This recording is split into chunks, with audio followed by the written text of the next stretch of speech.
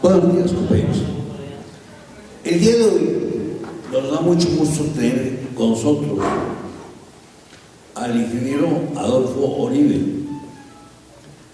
Muchos de nosotros lo conocemos ya hace algunas décadas, algunos ayeres, por su participación política al lado de nosotros en los 70s, en los 80s y años más. Adolfo estudió ingeniero civil, egresado de la UNAM, doctorado en economía en la Universidad de París, con el tutor que tuvo en la Sorbona fue Charles Berkeley, del 73 al 67. Su posgrado en economía poskeynesiana en la Universidad de Cambridge, del 67 al 68. Doctorado en ciencias políticas y sociales por la UNAM en 2006 al 2009 y del 2015 al 2017. Ha tenido diversos trabajos académicos, entre ellos profesor de Economía, Política y Problemas Económicos y Sociales de México en la UNAM del 68 al 71 y del 2002 al 2006. En el transcurso de la ponencia de Adolfo vamos a seguir compartiendo más datos de su currículum. Es muy amplio, son 4 cuartillas y no quisiéramos que fuera más grande el exponerles el currículum de Adolfo, del compañero Adolfo, más que ingeniero, aquí lo conocemos como el compañero Adolfo, y en transcurso iremos ampliando. Le dejo el micrófono a Adolfo. Un favor, si puede poner la siguiente página, que es el índice, ese mero. Bueno, en primer lugar, muchas gracias a Luis Noyola, a Pepe Cárdenas y a los diferentes compañeros que en el presidium nos hacen el favor de estar aquí con nosotros. Y pues muchas gracias a cada uno de ustedes por aceptar dejar a la familia los sábados en la mañana y venirse a escuchar una charla. El título, si nos regresamos al anterior, el título dice: en el contexto de la Cuarta Transformación. La mayor parte de lo que voy a platicarles es sobre el empoderamiento de las trabajadoras y los trabajadores, pero quiero decir nada más unas palabras sobre el contexto de la Cuarta Transformación. Tenemos la costumbre, los mexicanos, desde hace muchos siglos, de esperar que desde arriba nos resuelvan los problemas. Hay muchos compañeros míos que me dicen: pues vamos a ver ahora si nos cumple López Obrador todo lo que nos prometió en la campaña. Y yo creo que esa es la peor actitud que podemos tener. Yo creo que, y voy a tratar de demostrárselos en la conversación de la mañana, que no hay manera de que López Obrador, aunque sea presidente de la República, haga la Cuarta Transformación. La Cuarta Transformación depende fundamentalmente del pueblo de México. Y es decir, depende de cada uno de nosotros. No es una cosa que dependa del presidente de la República. Y ustedes me pueden preguntar ¿Por qué Adolfo nos dice eso? Porque no nada más está el gran capital que hace difícil que López Obrador pueda cumplir lo que él prometió en campaña, sino están los medios de comunicación, están toda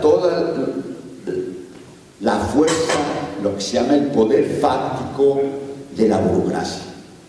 La burocracia de no nada más el gobierno de la República, sino de todos los gobiernos de los estados y de los gobiernos municipales. Toda la burocracia tiene sus intereses y lleva años y años y años usando el presupuesto de la Federación para hacer clientelas de la gente, dando los programas correspondientes. Y no van a soltar eso. Los famosos 32 superdelegados que están en cada una de las entidades federativas de la República Mexicana, pues no sabemos si van a ser tan honestos como López Obrador. Nadie lo sabe, no los hemos visto actuar todavía. Y entonces, ¿de qué depende que realmente haya una transformación, una cuarta transformación en nuestro país? De cada uno de nosotros, cada uno en donde trabaja, en su familia, en su manzana, en su colonia, depende de lo que hagamos.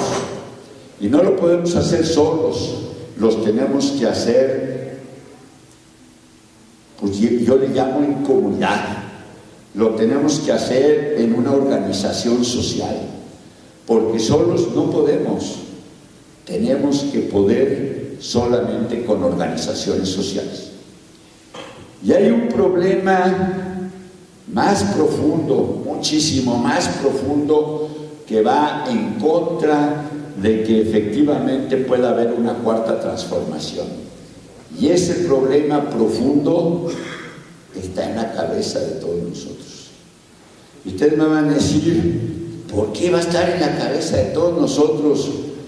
Porque llevamos siglos, desde la colonia, desde la época en que éramos Nueva España, siglos dependiendo de los de arriba.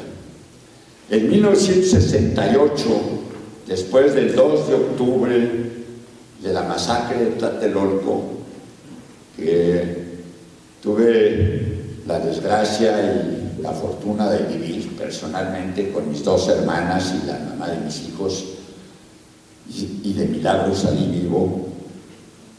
Desde entonces, en un librito que escribimos que se llama Así una política popular, lo dijimos claramente. El enorme problema que tenemos los mexicanos es que dependemos del paternalismo, es que dependemos de que el de arriba nos resuelva los problemas.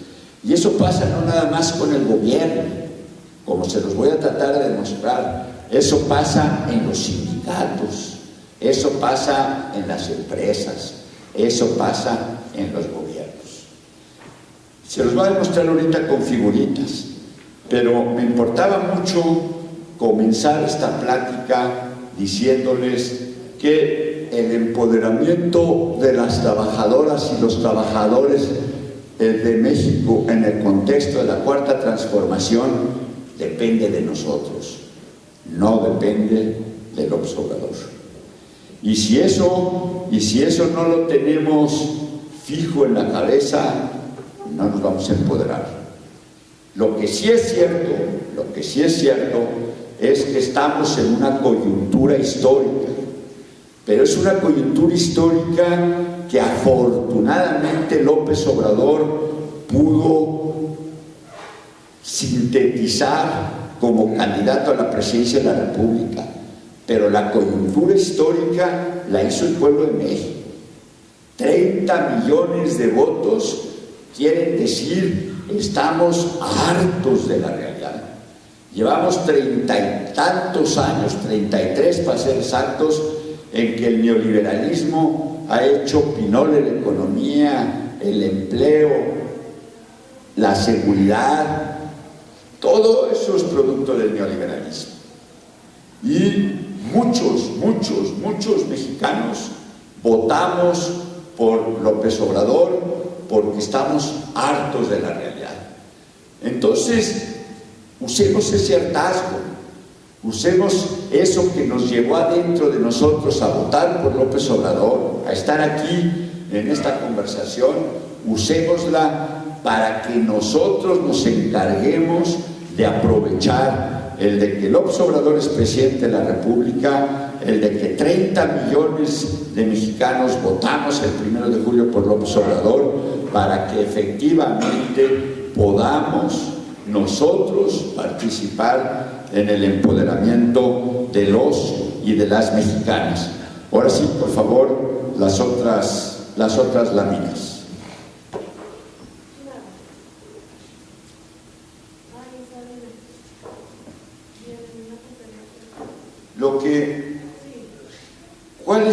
¿Cuáles son los supuestos básicos?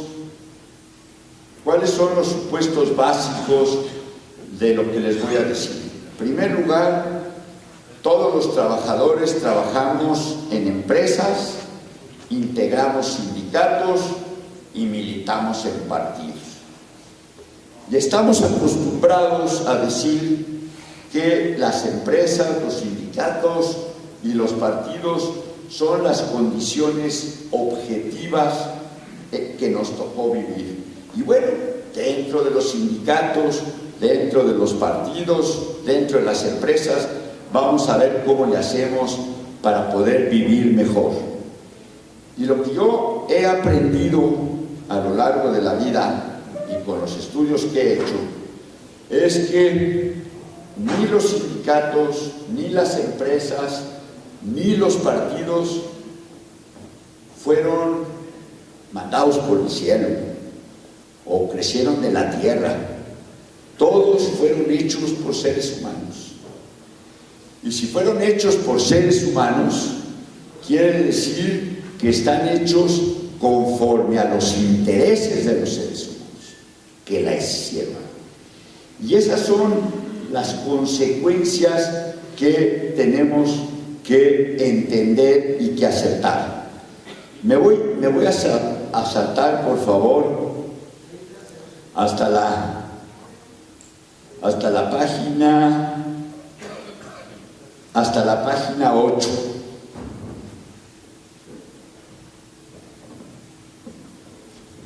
Miren, les tengo que platicar algo que he aprendido en la vida.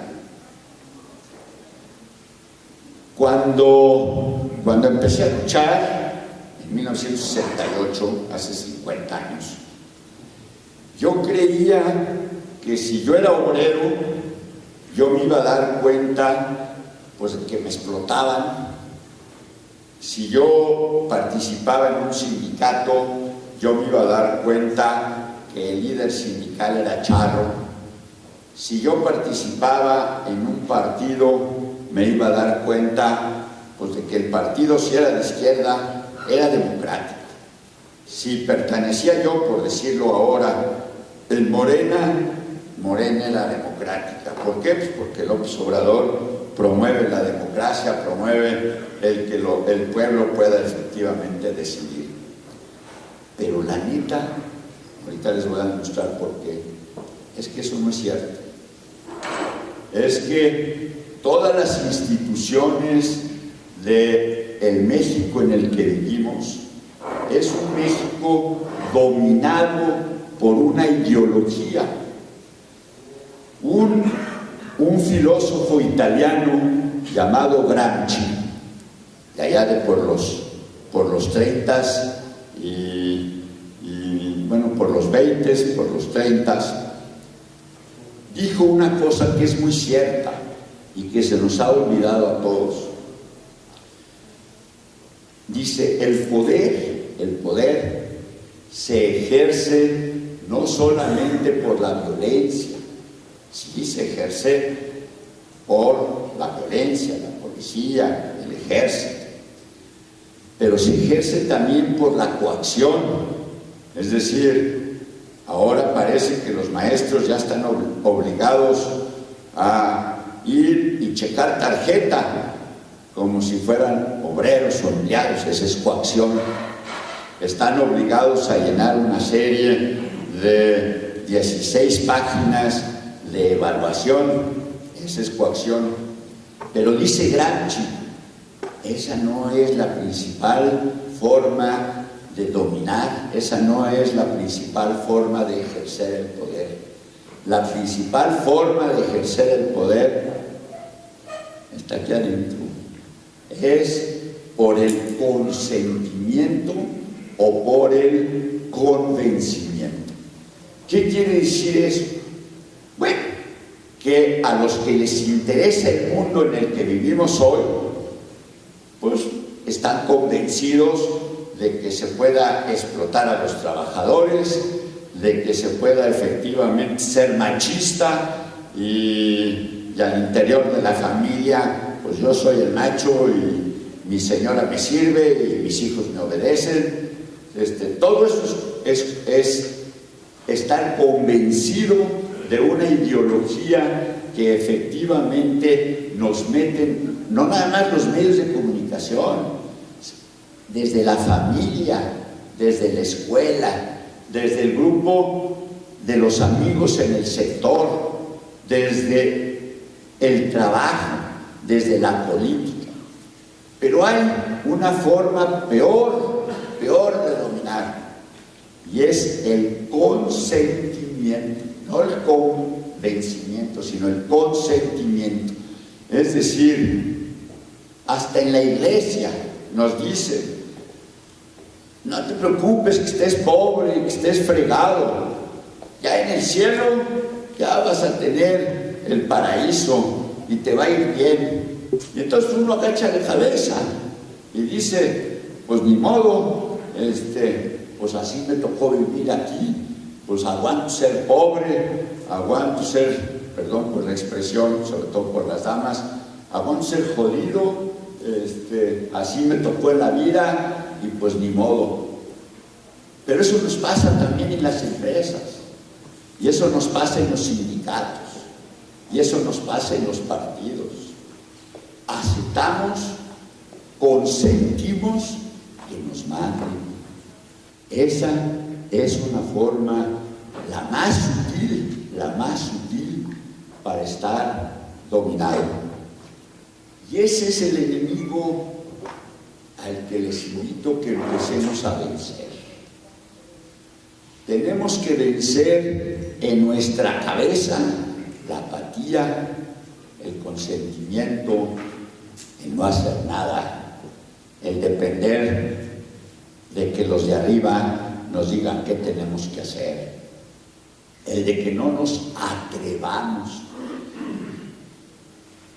Déjenme mostrarles un ejemplo.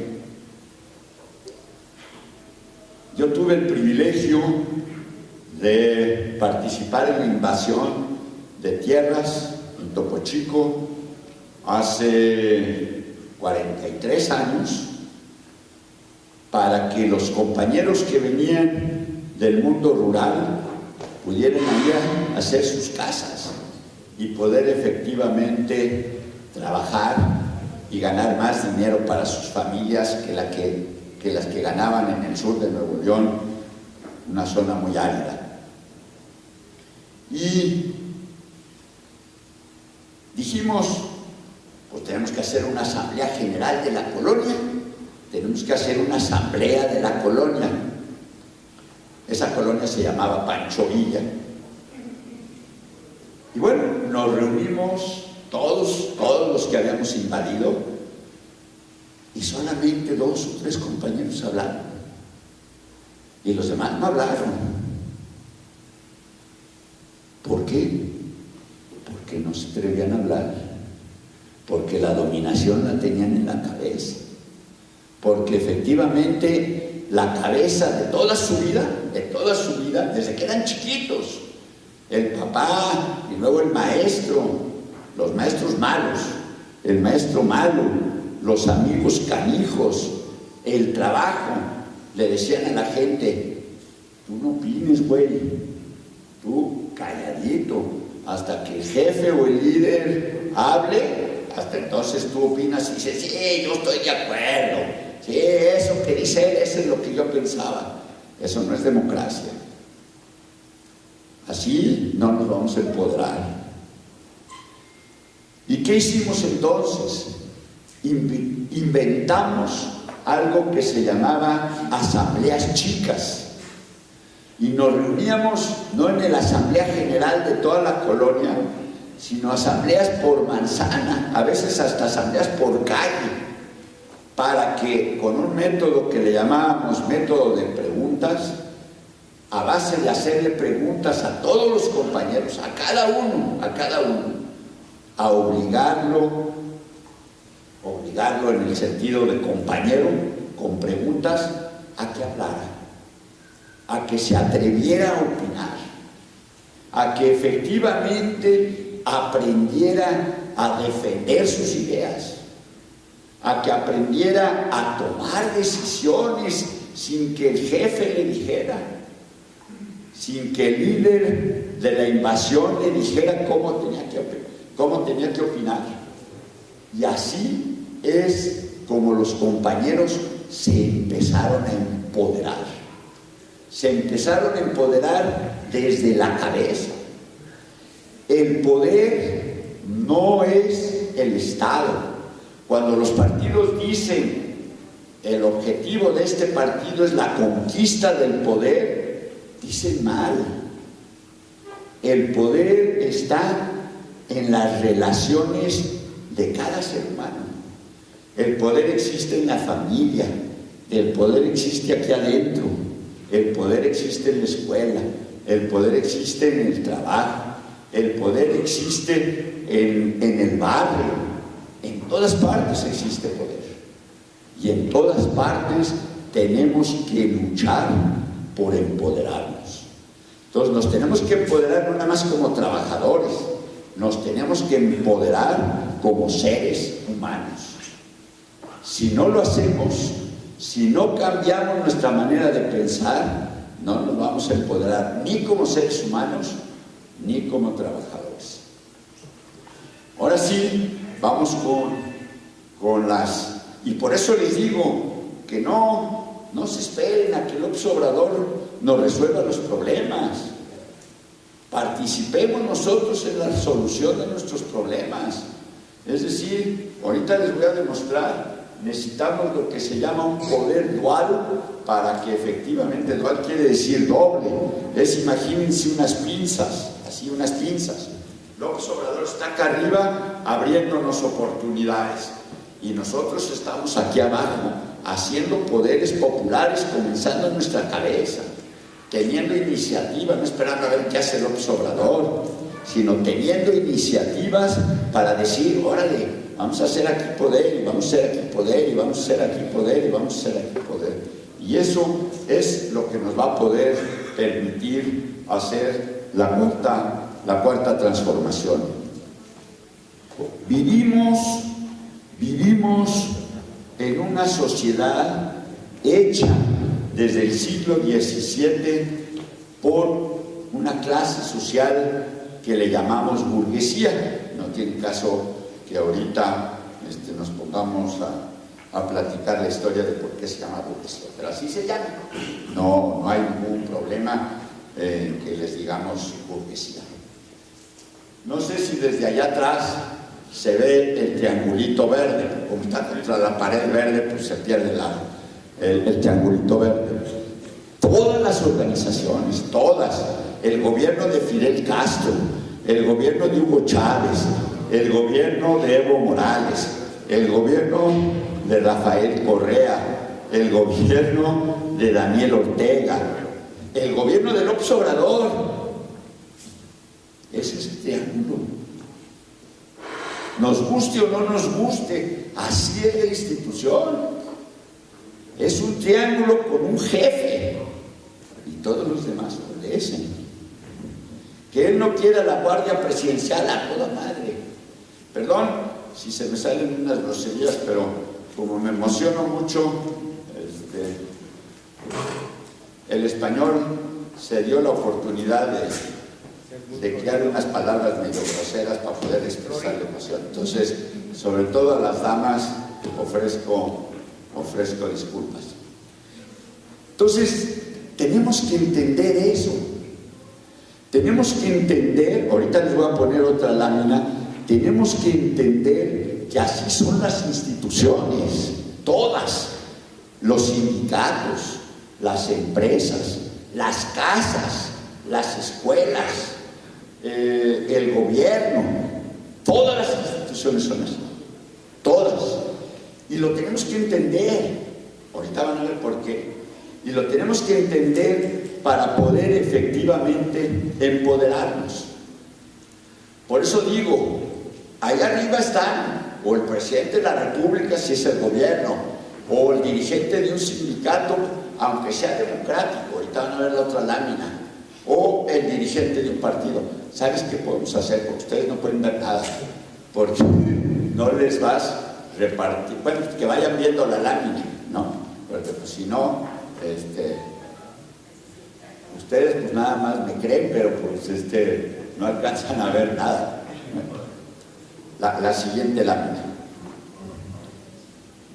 Bueno, esta es la lámina canija.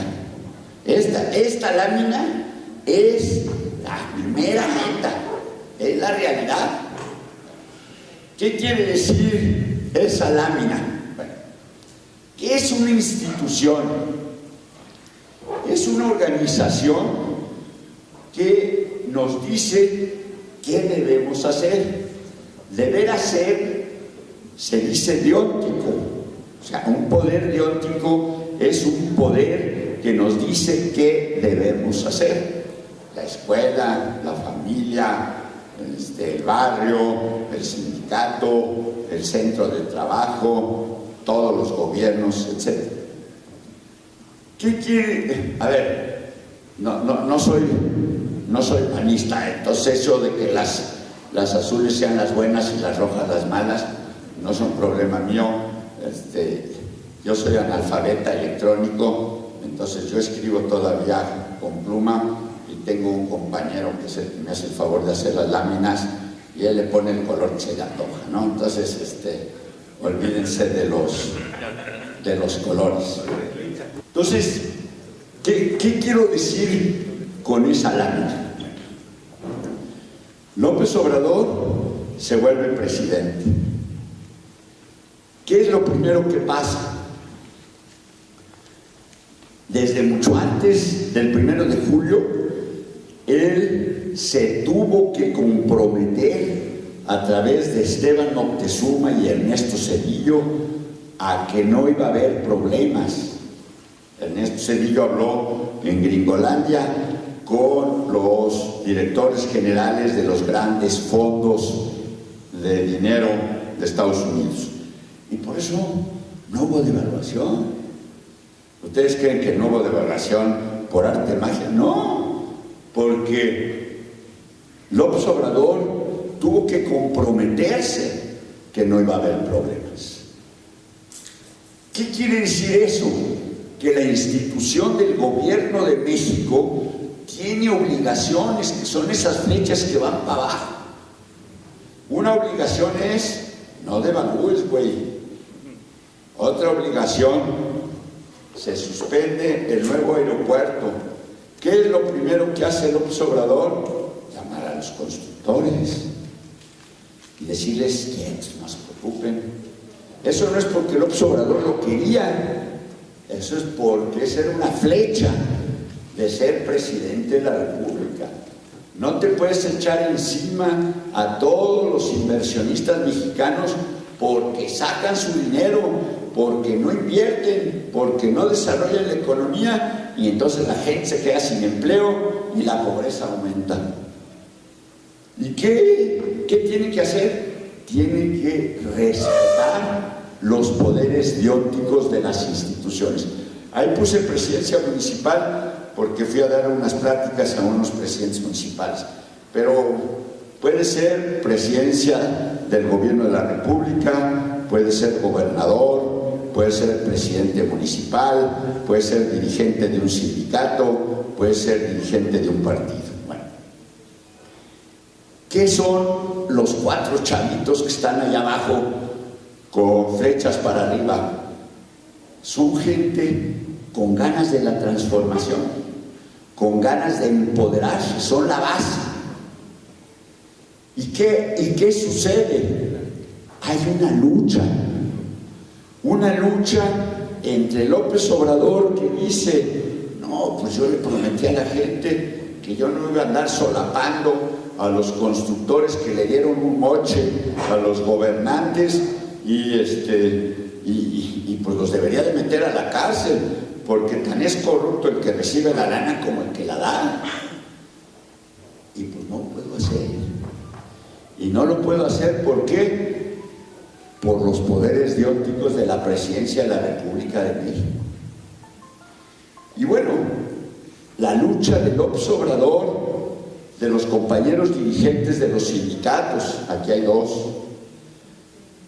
de los compañeros de M por M, van a tener que ser conscientes de esa lucha. ¿Quieren transformar el Sindicato Nacional de Trabajadores de la Educación? Pues el Sindicato Nacional de Trabajadores de la Educación, aún quitando al traidor y corrupto actual, va a seguir siendo una pirámide. Y al ser esa pirámide va a obligar a los compañeros, aunque sean de lucha, aunque sean de M por M, que quieren efectivamente transformar las cosas, va a estar diciendo el sindicato: no, güey, tienes que negociar con el secretario de Educación Pública, con Esteban Moctezuma Barragán, y tienes que hacer esto y tienes que hacer lo otro. Y ahí viene la lucha interna entre la ideología del compañero, el apoyo de las bases y lo que el sindicato le ordena. ¿Qué es lo que la historia nos enseña? Que desgraciadamente, si esa forma de organizarse no cambia, la organización le gana a los compañeros. Usted me va a decir: a ver, dame pruebas. La Unión Soviética, China, Cuba, Venezuela, Bolivia, Nicaragua, El Salvador. Entonces, yo le decía un día a un gran dirigente cubano, le decía: a ver, comandante, dígame cuántos socialistas hay en Cuba. Dígame la neta. Cuando se desintegró en 1991 la Unión Soviética, ¿cuántos socialistas salieron a defender la Unión Soviética? ¿Cuántos chavitos? Ustedes están chamacos, entonces a lo mejor no saben de eso. Pero en 1966, con la gran revolución cultural china, salieron millones de jovencitos con el libro rojo de Mao Zedong, gritando el pensamiento de Mao Zedong, el pensamiento de Mao Zedong. Nada más se muere Mao Zedong en 76, entra Deng Xiaoping y dice: ser capitalista es bueno. Y bueno, ahí tenemos a China, que dejó de ser socialista y está en el camino de volverse el país capitalista más fuerte del mundo. ¿Por qué? Porque las instituciones le acaban ganando a la gente si no se cambia la forma de la institución. Y esa es la clave. Tenemos que cambiar la forma de la institución para que efectivamente lo que pensamos y lo que hacemos esté de acuerdo con lo que luchamos. ¿Qué hacer entonces para empoderarnos? ¿No? De eso se trataba la plática de hoy. ¿Cómo le hacemos para empoderar a trabajadoras y a trabajadores? Y entonces digo 2 posibilidades. Si se es dirigente, como compañeros que están aquí, tenemos que emprender lo que veremos más adelante, que yo le llamo poder dual. Si se es base, hay que emprender un proceso de empoderamiento de los compañeros de base y de transformación de abajo hacia arriba de la institución sindical, del partido, etcétera, etcétera. Pasemos entonces, por favor, compañero, a la página 13. Cuando luchamos durante 22 años, de 1968 a 1990, muchos de los que están aquí, para empoderar a los compañeros, empoderar a los colonos populares, empoderar a los trabajadores, sobre todo de las siderúrgicas y de la zona minera, empoderar a campesinos en Sonora, en Guerrero, en Chiapas, en Veracruz, para empoderar a indígenas. Y votamos no nada más por López Obrador, votamos por diputados, votamos por senadores. Ahora yo les pregunto a todos ustedes, ¿sabíamos que los diputados y los senadores iban a hacer lo que ya en 2 meses están haciendo? ¿Por qué no sabíamos? Porque la forma de organización del gobierno mexicano es una forma de organización diseñada por los gringos en el siglo XVIII. Es una forma de organización que ahorita es hegemónica, quiere decir dominante en todo el mundo. El gobierno representativo, el gobierno liberal, el gobierno dividido en 3 poderes. ¿Por qué los gringos lo diseñaron así? A los que les guste leer, les recomiendo que lean un libro editado por el Fondo de Cultura Económica, no llevo comisión, es un dato entre compañeros, que se llama El Federalista. Y en ese libro, los ideólogos de la Constitución gringa, un señor que se apellidaba Madison, que después fue presidente de Estados Unidos, y otro señor que se llamaba Hamilton, cuya fotografía aparece en los billetes de $20, ellos dos dijeron, no, democracia, para nada. Léalo, está ahí dicho claramente, no queremos democracia, porque no queremos que el pueblo mande. Democracia en griego quiere decir demos, kratos. Quiere decir demos, quiere decir pueblo, y kratos quiere decir poder, no gobierno del pueblo, quiere decir poder del pueblo. Y entonces Madison y Hamilton dijeron, no queremos democracia, queremos representación. ¿Y por qué queremos representación? Porque no queremos que el pueblo mande, queremos que manden los representantes, eso sí que manden. Porque nos vamos a encargar de que los representantes funcionen, piensen y decidan conforme a la ideología dominante, no conforme a los intereses de sus representados. Y por eso, en todo el mundo, tenemos una república representativa. ¿Por qué le pusieron democracia?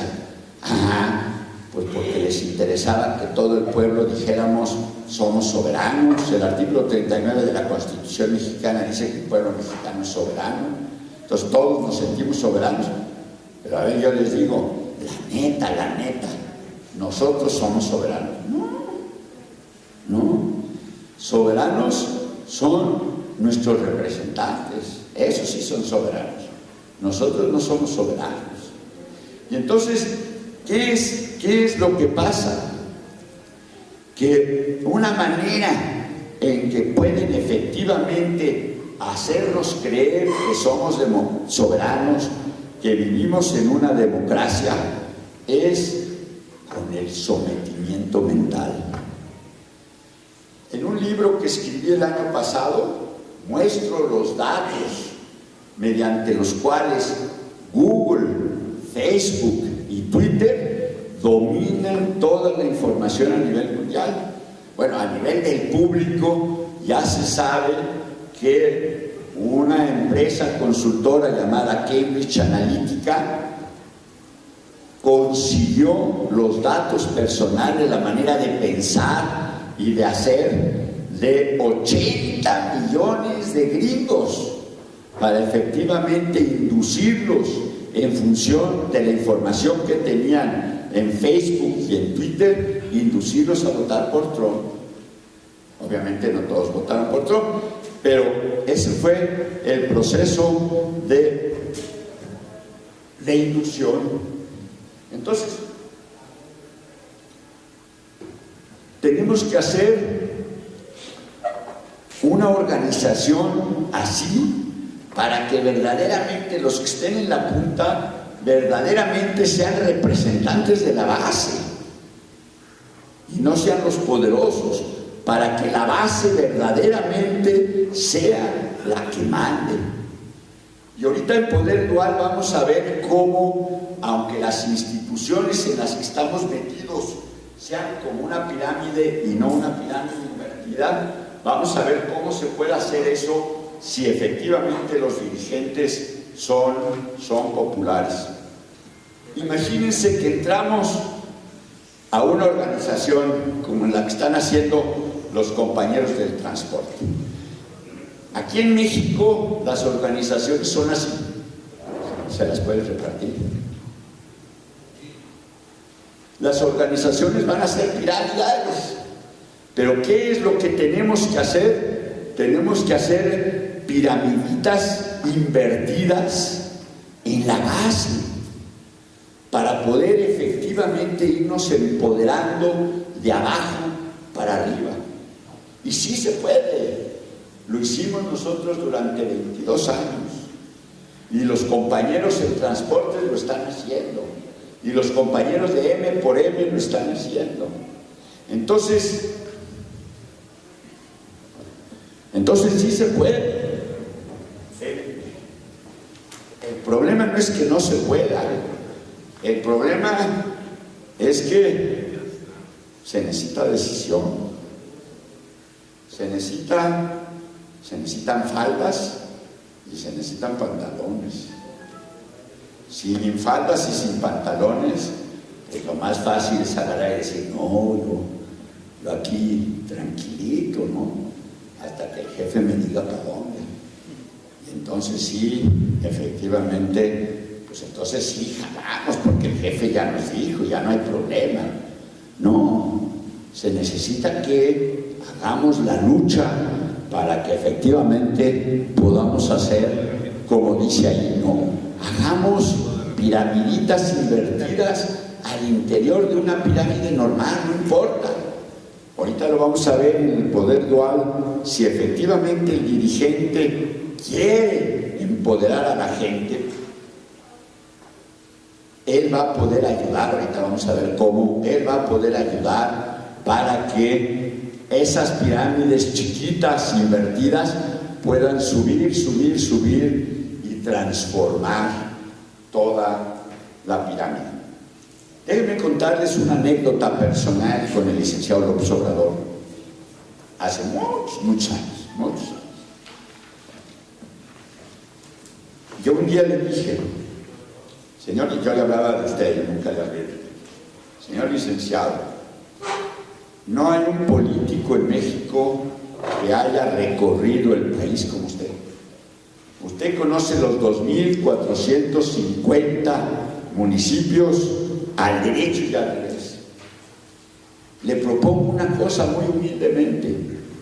¿Por qué no nos deja que una cuadrilla, un grupito de las gentes que estamos con usted, nos adelantemos a su gira y efectivamente en cada municipio le preguntemos a la gente qué quiere, cuáles son sus necesidades, cómo quieren resolver sus necesidades, cómo efectivamente ellos pueden participar con usted en la solución de los problemas de México.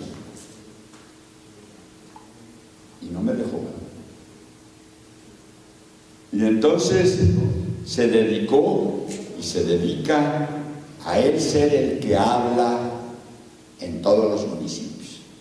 Ya es un adelanto comparado con todos los presidentes que hemos tenido desde Cárdenas, porque Cárdenas iba y se sentaba a comer tacos con la gente, se sentaba en el piso, en el suelo, pero desde entonces ya no, ya las guardias presidenciales cobijan a los presidentes y los presidentes allá arribotes, ¿no? Él no, él sí va con la gente, saluda a la gente, pero no empodera a la gente. Se empodera a él, no empodera a la gente. Y bueno, eso es lo que me hace con mayor certeza plantearles a ustedes que la cuarta transformación no se va a dar si ustedes no se empoderan. Aunque el licenciado López Obrador, presidente electo, quiera que se dé esa transformación, no va a poder él solito, porque la burocracia, los capitales, todos los intereses van a impedir, por la organización piramidal en la que él va a estar adentro, va a impedir que efectivamente las cosas pasen a la base. Lo digo con todo respeto, pero con el corazón muy dolido. 750,000 decisiones en favor de anular el aeropuerto de Texcoco no es democracia participativa. Si 30 millones de mexicanos votamos por él, 750,000 es de este tamaño. Entonces sí, es una consulta, es mucho mejor que lo que teníamos con los otros presidentes, pero no es empoderamiento de la gente. Entonces, se los digo porque tenemos la tendencia a endiosar a nuestros líderes. Eso nos viene desde España, nos viene de Mesoamérica. Nuestros emperadores eran dioses, Moctezuma era Dios, Cuitláhuac era Dios, Cuauhtémoc ya no digamos, era Dios. Y no, son seres humanos como nosotros. López Obrador es igual de ser humano que nosotros. Entonces, el chiste es que la gente nos empoderemos, trabajadores y trabajadoras, para que le ayudemos a él a efectivamente conducir, no hacer, conducir la cuarta transformación. Pero hacer la cuarta transformación depende de nosotros, depende del pueblo de México, no depende de él. ¿Qué dice la 17? ¿Qué quiere decir poder dual de la izquierda? Es que la derecha también tiene su poder dual. ¿Cuál es el poder dual de la derecha? Los capitalistas, los medios de comunicación, los, pues digamos, dirigentes de la política. ¿Y cuál es el poder, entre comillas, popular de la derecha? Son hasta nuestros pensamientos de apatía, de no querer enfrentarnos a la realidad. Esos son pensamientos de derecha que todos teníamos. O sea, tiene que haber un empoderamiento de nuestras cabezas para que nos atrevamos efectivamente a ser sujetos de nuestra historia. Esa frase se las recomiendo, no la olviden. En el mundo en el que vivimos como trabajadores, como ciudadanos, no somos sujetos de nuestra historia, somos objeto de la historia que los de hasta arriba hacen para nosotros. Y entonces ahí andamos como objetos, haciendo lo que efectivamente ellos trazan como mundo en el que nosotros vivimos. Inclusive la reforma educativa de Peña Nieto es una reforma educativa para hacer de los maestros objeto. Ya tenían que cumplir como operarios, como si fueran simples pues, trabajadores manuales de documentos que les mandaban desde la Secretaría de Educación Pública. Las evaluaciones las tienen que hacer como si fueran operadores, no maestros. Y así es como nos quieren manejar a todos, como si fuéramos simples operadores de lo que allá arriba deciden por nosotros. Y nos tenemos que hacer sujetos de la historia. Y entonces, ¿qué digo? El poder institucional ganado en las elecciones, o como los compañeros ganados en la lucha, que es la tenaza desde arriba, tenemos que hacerla junto con un poder popular construido por la gente como una tenaza desde abajo. Son las dos partes de la pinza indispensables para lograr la transformación de un sindicato, de un partido, del gobierno o de la nación mexicana. Entonces necesitamos ese poder dual. Necesitamos exigirle a López Obrador, exigirle a los superdelegados, exigirle a nuestros dirigentes sindicales que efectivamente ayuden a que hagamos poderes populares, que no los sientan como una oposición, que los sientan al revés, como una ayuda. Una tijera no corta nada más con una tenaza. Para poder tener una pinza se necesitan las dos partes. Y por eso efectivamente es la idea del poder dual. Y luego quiero dejar dicho esto: sin poder popular, la izquierda puede conquistar los poderes institucionales más importantes, la presidencia de la República, pero son poderes populares, el pueblo, pero sí, ahí dice son, perdón, mi compañero se traspapeló, es sin, pero sin poderes populares. Es que la O y la I están cerquita en la computadora, entonces ya de haber picado, picó O en vez de picar. Pero sin poderes populares, el pueblo no se constituirá en sujeto de la historia. Se debe gobernar no tanto para las masas, y esto es muy importante, mediante programas sociales, sino con las masas. Cuando yo me atreví a sugerirle al licenciado López Obrador, deje que la gente le diga, deje que la gente, y eso lo aprendí al general Cárdenas, deje que la gente le exprese, deje que la gente se empodere, para que efectivamente puedan gobernar ustedes dos, la gente y usted, y puedan transformar la nación. Bueno, mi experiencia y lo que he aprendido en todo el mundo es que no solamente hay que gobernar para la gente con programas sociales, sino con la gente. Fíjense, tengo muchos amigos presidentes municipales de izquierda y les digo, no la frieguen, no hagan que la gente haga cola quién sabe cuántos días o semanas para que se les atienda en sus oficinas. Ustedes muy a gusto sentados en su oficina y la gente ahí paradita haciendo cola para que la atiendan. No, vayan ustedes a las colonias, vayan ustedes con la gente, con carpas, y ahí con carpas gobiernen con la gente. No nada más hagan audiencia pública, no, ahí gobiernen, ahí tomen decisiones con la gente para que la gente se empodere, para que la gente se empodere como ciudadano, como trabajador. ¿Cómo se puede empoderar? Bueno, les voy a platicar una anécdota. Porque ahorita ya se privatizó, ya corrieron a medio mundo, eran 14,000 obreros en 3 turnos. Dentro de las normas estaba prohibido hacer asambleas al interior de la fábrica.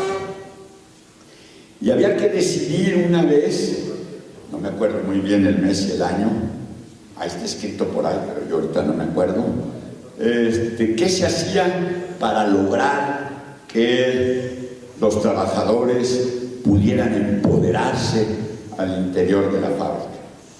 Y se hicieron 3 cosas. Primer lugar, hacer asambleas chicas en cada departamento. Es decir, no solamente la asamblea general de toda la sección 147, sino al interior de la fábrica. Estaba prohibido. ¿Y qué? ¿Y qué que esté prohibido? Con pantaloncitos logramos que se hicieran asambleas chicas al interior de cada departamento de Altos Hornos. Y ahí ya pudo hablar cada obrero, y cada obrero decir cómo quería que efectivamente se llevara a cabo nuestra lucha de esa ocasión, una huelga para un contrato colectivo. Segunda cosa que hicimos, en el sindicato no cabían todos, entonces hicimos una asamblea de todos los trabajadores de ese turno, no los 14,000 porque eran 3 turnos, de todos los trabajadores de ese turno, hicimos una gran asamblea al interior de la fábrica, y estaba prohibido. Tengo ahí las fotografías. Hicimos la asamblea al interior de la fábrica, y ahí hablaron todos los compañeros, se empoderaron, tomaron la fábrica, y entonces dijeron: órale, queremos esto y esto y esto y esto.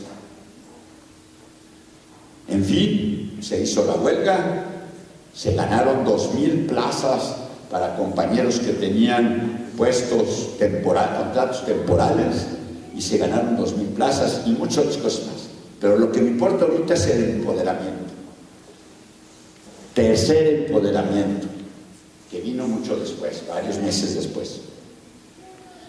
En todos los contratos colectivos, normalmente nosotros decíamos: no, ¿cómo voy a promover la productividad?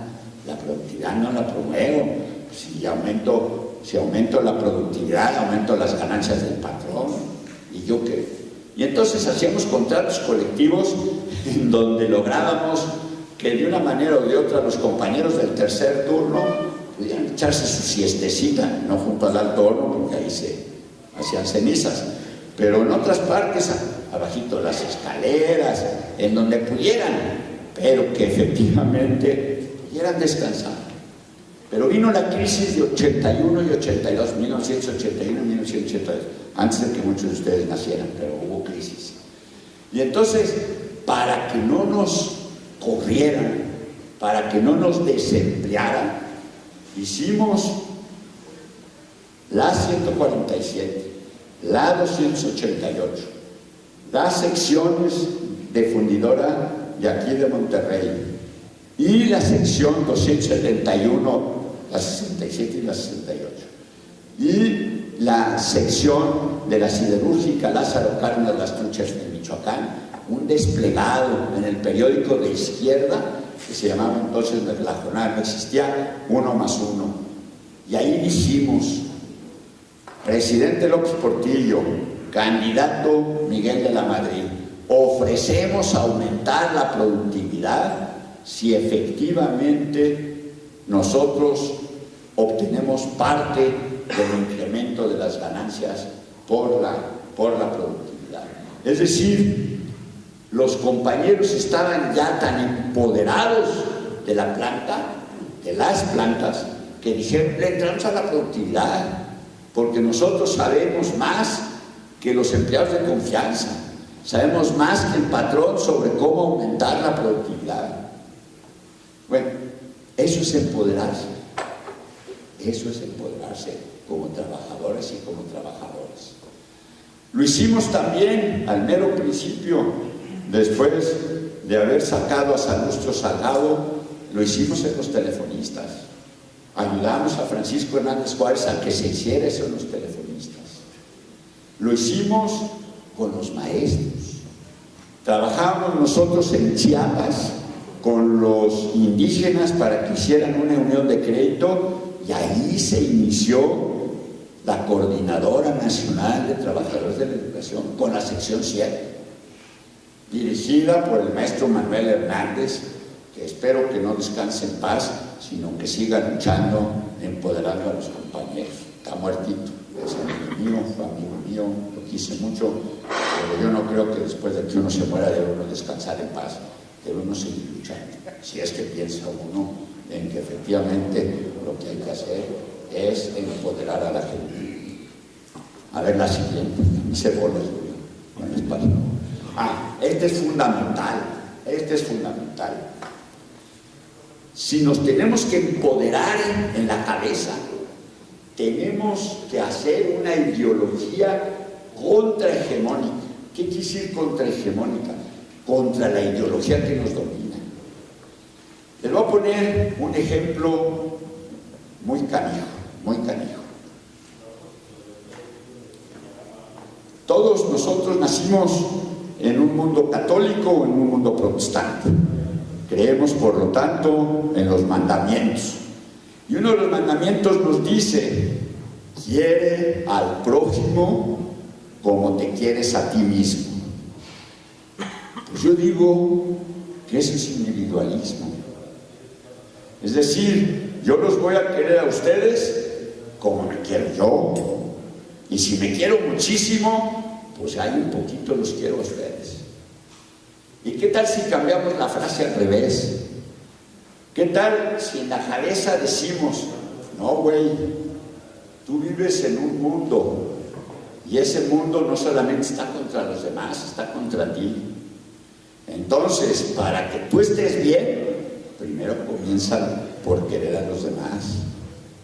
Y entonces yo diría: no quiere al prójimo como a ti mismo. Y yo diría: quiérete a ti mismo como quieres al prójimo. Si no quieres al prójimo, no te quieres a ti. Eres un pinche individualista que lo único que te importa eres tú y los demás que se vayan a la fregada. Y la verdad, mi experiencia a los 78 años es que uno solito realmente no se va la gente a la fregada, el que se va a la fregada es uno. Yo les recuerdo, para que no crean que soy anticristiano, yo les recuerdo, Jesús dijo claramente: es más difícil que un camello pase por el ojo de una aguja a que un rico llegue al cielo. Pues órale, órale, órale. Y en vez de la idea de que no, pues aguántate, sé fregado aquí, sé pobre, que tus hijos no vayan a la escuela, no importa que se mueran, ya en el cielo vas a ver nomás el paraíso entero, lo vas a tener. No. Tenemos que empoderarnos para que se empoderen nuestros hijos, para que se empoderen nuestros nietos, para que haya cuarta transformación. Y eso se llama ideología contrahegemónica. Y si tiene uno una ideología contrahegemónica, uno puede cambiar la política y puede cambiar la economía. Es decir, uno puede hacer que los compañeros dirigentes vengan con las bases, no tenga uno que ir a sus oficinas y tocar y esperarse quién sabe cuántas semanas para que lo atiendan. No, que los dirigentes vengan a las bases, porque también el chiste es que los dirigentes cambien su manera de pensar, que los dirigentes efectivamente digan: yo soy dirigente con las bases, no nada más para las bases, soy dirigente con las bases y voy a dirigir el sindicato con las bases, voy a cambiar la pirámide, la organización, de ser una pirámide a ser una pirámide invertida, para que realmente las bases manden, para que realmente las bases decidan. Y yo con ellos, sí, me reconocen como dirigente, sí, voy a ser dirigente, pero yo con la gente, no aparte de la gente. Entonces esa negrita, por favor, leanla. Tienen que ir construyendo contrahegemonías ideológicas, políticas y económicas. Bueno, ¿Cómo construye uno esas ideologías? Las construye uno no nada más con rollo. A lo mejor yo les estoy echando aquí un rollo a toda madre y ustedes salen del auditorio y siguen siendo como eran antes. Entonces no hizo uno ideología contrahegemónica. Las ideologías contrahegemónicas solo se hacen si además de la lucha de ideas, si además de escuchar estas ideas de empoderamiento de las trabajadoras y los trabajadores, va uno a la salida de este auditorio y se pone uno a hacer eso. Van a decir, bueno, mañana es domingo, órale, descansen el domingo. No, y después viene el puente, órale, descansen el lunes y el martes, pero el miércoles y empezamos a hablar de ideología. Y luego les dije, miren, la ideología está tan metida en la cabeza, que hasta para abrir una puerta uno usa su ideología. Y entonces caminé 2 pasos y le hice así. Yo cuando abro una puerta, si le di vuelta a la perilla, cuando abro una puerta, pues no pienso que tengo que darle quién sabe cuántas vueltas a mi mano para abrir una puerta. Y mis compañeros se soltaron a carcajada y se burlaron de mí. Y me dijeron, ay, compa Adolfo, ¿cómo se ve cuál es su ideología? Y entonces yo les pregunté, ¿por qué? ¿Por qué? Y entonces me dijeron, porque nosotros venimos de la zona rural, de casas muy humildes, de madera y de lámina de cartón, en donde nuestras puertas no tienen perillas. Nosotros empujamos o jalamos la puerta porque las puertas son de tablas y de mecate con el cual unimos las tablas. Bueno, esa es la ideología. Y yo desde ese día hasta ahorita ya no vuelvo a decir la ideología es darle vuelta a una perilla. Es decir, ¿por qué? Porque en la práctica aprendí, cuando me fui a vivir 3 años a Chiapas, que los compañeros indígenas allá tampoco tenían perillas en sus puertas. Y entonces sabía yo que, la neta, ni puertas tenían. Tenía yo que agarrar y decir, puedo pasar compañera, puedo pasar compañero. Y así se aprende la ideología. Se aprende a caminar caminando. Se aprende a hablar hablando. Se aprende a empoderarse empoderándose, no escuchando rollos. Se aprende a empoderar a los demás y a empoderarse uno mismo en la acción de empoderarse, es decir, de construir nuevas maneras de llevar a cabo nuestra lucha sindical, nuestra lucha económica, nuestra lucha política, de hacer que nuestros compañeros también participen, de que hagamos organización social, de que haya participación social. De otra manera no se hace. No, la siguiente. Ahora, bueno,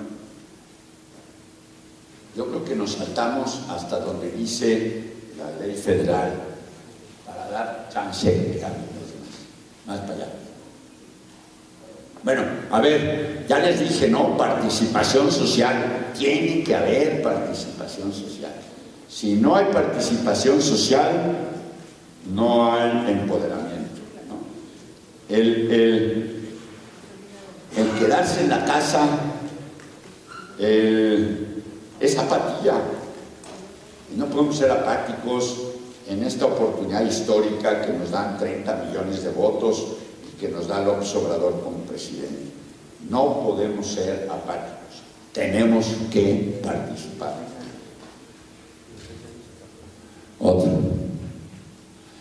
¿Ven? Ahí vuelvo a tener otra vez la pirámide invertida. Es la página 28, Pepe. Ahí vuelvo a tener la pirámide invertida.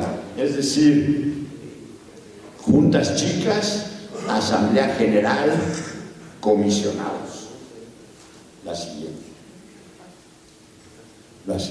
Bueno, no, antes, la construcción-destrucción.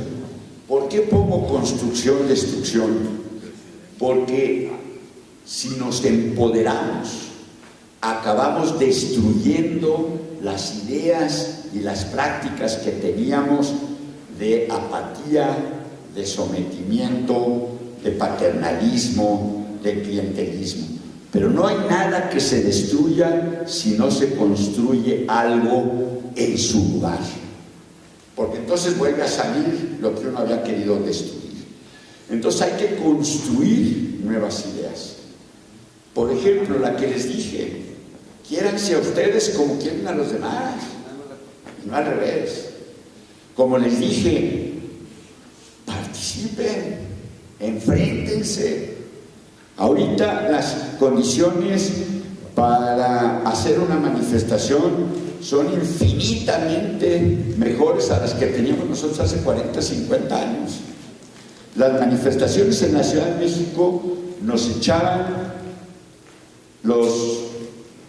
la policía, iba a caballo con sables, no nos pegaban o sea, no hacían carnicería como en la época rusa en 1905, pero sí nos pegaban con la pala del sable. Eran unos madrazos terribles. Y luego ya de caballos, porque les echábamos canicas a los caballos y todos los caballos se derrapaban. Y entonces usaron motonetas, y en motonetas se barrían así y aventaban la motoneta contra la manifestación y nos metían al bote por disolución social. O sea, vivimos en otras condiciones. Entonces, pues con mayor facilidad, por favor, participen, organícense, destruyan sus viejas ideas y su vieja cultura de hacer las cosas y construyan una nueva manera de hacer las cosas, porque si no se nos va a pasar esta coyuntura histórica que nos da el pueblo mexicano de hartazgo de lo que llevamos 33 años viviendo, y vamos a volver a regresar a lo mismo. Y va a llegar 2024 y vamos a decir que a toda madre fue López Obrador un presidente honesto, pero a nivel de nosotros seguimos igual de jodidos que antes. Entonces, para que nos quitemos la jodidez, tenemos que participar, tenemos que organizarnos, tenemos que destruir la manera vieja de ser y construir una nueva manera de ser. La siguiente. Bueno, esta es una ley, un artículo, perdón, que hice cuando fui diputado federal. Y dije, bueno, si de veras hay que hacer poder dual, yo tengo que aprovechar siendo diputado para ayudar a la gente a empoderarse. Y mediante una serie de negociaciones, que entre paréntesis la jornada me tildó de traidor y de quién sabe cuántas cosas, hizo caricaturas ahí muy pinches de su servidor, logré meter el 153. Es un artículo de muchas páginas, es un artículo está aprobado por la ley, existe desde diciembre de 2012. ¿En qué consiste ese artículo?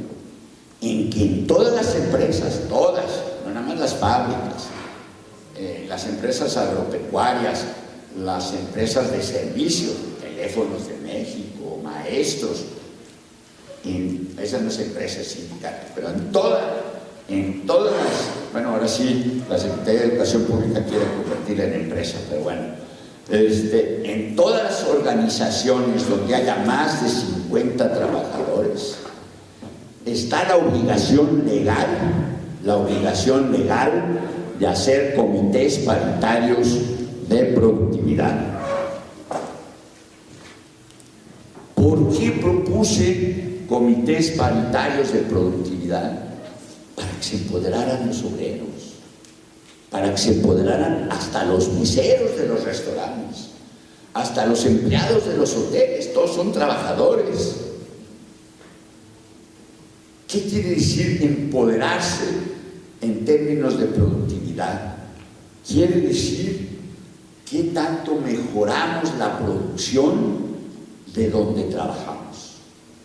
¿Y por qué comités paritarios de productividad? Para que podamos negociar con los patrones, para que el patrón no se embolse todos los beneficios del incremento de la productividad, sino para que le digamos, para aumentar la productividad depende de nosotros, los trabajadores, en primer lugar. Segundo lugar, que aumentamos la productividad, pero las ganancias que obtengas incrementando la productividad, nos las dividimos. Una parte para ti, para que efectivamente ganes más e inviertas más en el restaurante, en el hotel, en Teléfonos de México, en una fábrica, en donde sea, y otra parte para los trabajadores. Y así vamos a tener ingresos sin que los tecnócratas de la Secretaría de Hacienda o de la Secretaría de Economía, inclusive en el gobierno de López Obrador, nos digan que estamos provocando inflación. No, no vamos a provocar inflación porque vamos a aumentar la productividad. Pero ¿qué otra cosa podemos lograr con la ley? Si quieren, váyanle pasando, ¿no? Poquito a poquito. Sino, ¿qué otra cosa vamos a lograr? Vamos a lograr empoderarnos sobre el proceso productivo. Es decir, ahorita el mesero, pues nada más es mesero. El empleado del hotel, pues nada más es empleado del hotel. El obrero de una fábrica, pues nada más es obrero de un cachito del proceso productivo. ¿Qué quiere decir empoderarse en términos de productividad? Que nos tenemos que reunir, los obreros, los meseros, los empleados de un hotel, los telefonistas, y tenemos que decir cómo le hacemos para aumentar la productividad. Y al hacer eso, al hacer organización social, al hacer participación social para aumentar la productividad, porque además ya está en la ley, no estamos haciendo nada contra la ley. O sea, ahí ya no se necesitan pantalones ni faldas. Ahí todo lo que se necesita es simplemente conocer el artículo 153 y lo pueden conocer a través de ese aparato que se llama laptop o computadora o teléfono celular o lo que sea. Y se van a ir ustedes empoderando del proceso productivo. Y nosotros en Monclova le demostramos al director de Cibermex, a Jorge Leipen Garay, que los obreros conocían más el funcionamiento de todo Altos Hornos que los empleados de confianza del director general. Y le echamos una apuesta y se la ganamos. Y ganamos efectivamente el taller de mantenimiento de 600 trabajadores de Altos Hornos para que lo manejaran los trabajadores y lo manejara el sindicato. Ustedes van a decir, bueno, ¿y ahorita qué pasa? No, pues ahorita ya nos fregaron, ¿no? Ya se privatizó Altos Hornos y todo eso ya se acabó. Pero son pruebas de que sí se puede, de que efectivamente el chiste es que sepamos empoderarnos como seres humanos, como ciudadanos y como trabajadores, porque eso somos. No somos nada más trabajadores y no somos seres humanos o no somos ciudadanos, no, somos todo eso. Somos seres humanos, somos ciudadanos y somos trabajadores. Entonces, nos tenemos que empoderar como todo, como ser humano en la cabeza, como ciudadano en la participación de lo que está pasando en nuestro barrio, en nuestra colonia, en nuestra alcaldía, en nuestro estado, en nuestro país. Y como trabajadores, ¿cómo le hacemos con la ayuda de ese artículo de la ley? ¿Cómo le hacemos para tener más poder al interior de la fábrica? Y en el caso, por ejemplo, de los maestros, mi opinión, muy modesta y con todo respeto, porque a lo mejor estoy equivocado, nunca he participado en la lucha magisterial, bueno, más que en Chiapas para echar a andar la sección 7, pero después de eso ya no, pero con el enorme respeto que les tengo a los maestros, porque yo era de la época en donde en primaria el maestro se le admiraba, se le respetaba, era el gran señor. Yo digo que el sindicato, cuando lo recuperen los maestros, no solamente se ocupe de defender las condiciones laborales de los maestros, también se meta a la excelencia educativa, también se meta a la reforma educativa, también efectivamente los maestros se empoderen para que de cada escuelita salgan las ideas para hacer la reforma educativa. La reforma educativa en beneficio de los mexicanos y de México no va a salir de una oficina por especialistas. Ahí en el salón ese extraordinario que tiene el secretario de Educación Pública, ¿no? Que es como de aquí hasta la ventana, que hizo Vasconcelos. No, la reforma educativa, la excelencia educativa de los mexicanos, de nuestros hijos, de nuestros nietos, sale de las aulas. Y ahí, con mi humilde opinión, es donde se deben de meter no nada más los maestros, sino un sindicato que efectivamente esté controlado por los maestros y efectivamente ayude como sindicato a empoderar a los maestros. Pues muchas gracias y perdonen.